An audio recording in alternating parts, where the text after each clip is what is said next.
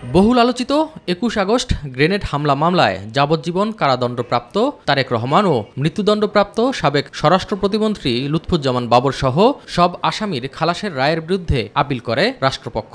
গত ১ জুন এই মামলায় রাষ্ট্রপক্ষকে আপিলের অনুমতি দেন আপিল বিভাগ। দুই পক্ষের ৫ দিন শুনানির পর ৪ সেপ্টেম্বর রায়ের দিন ধার্য করেন প্রধান বিচারপতি সৈয়দ রেফাত আহমেদের নেতৃত্বে ৬ সদস্যের আপিল বেঞ্চ। যারা আপিল করেছেন তারা না, এবং অ্যাবসেন্ট যারা ছিলেন তাদের পক্ষেও আমরা আদালতে নিবেদন করেছি, এবং অত্যন্ত আমরা মাননীয় আদালতের কাছে কৃতজ্ঞ যে ধৈর্য সহকারে, অত্যন্ত পেশেন্স নিয়ে, অত্যন্ত টলারেন্স নিয়ে মাননীয় আদালত দীর্ঘদিন আমাদের এই আপিলটা শুনলেন, এবং আজকে আপিল শুনানি শেষ হয়েছে।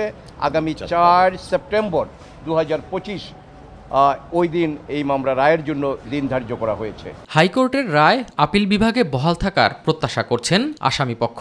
প্রকৃত দোষীদের শাস্তি দিতে গেলে হয়তো থলের বিড়াল বের হয়ে যাবে, যে কারণে শেখ হাসিনা তার রাজনৈতিক উদ্দেশ্য এবং প্রতিহিংসার হিসাবে জনাব তারেক রহমান সাহেবকে এই মামলায় অন্তর্ভুক্ত করলেন শুধুমাত্র রাজনৈতিক কারণে। একজন বিচারক নিম্ন আদালতে যে ফাইন্ডিং দিয়েছেন, মনে হচ্ছে তিনি একটা রাজনৈতিক বক্তব্য দিচ্ছেন রায় লেখার ক্ষেত্রে।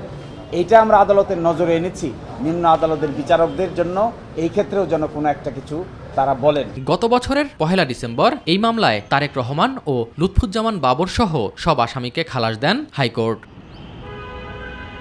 এস এম আরিফ, মাই টিভি, ঢাকা।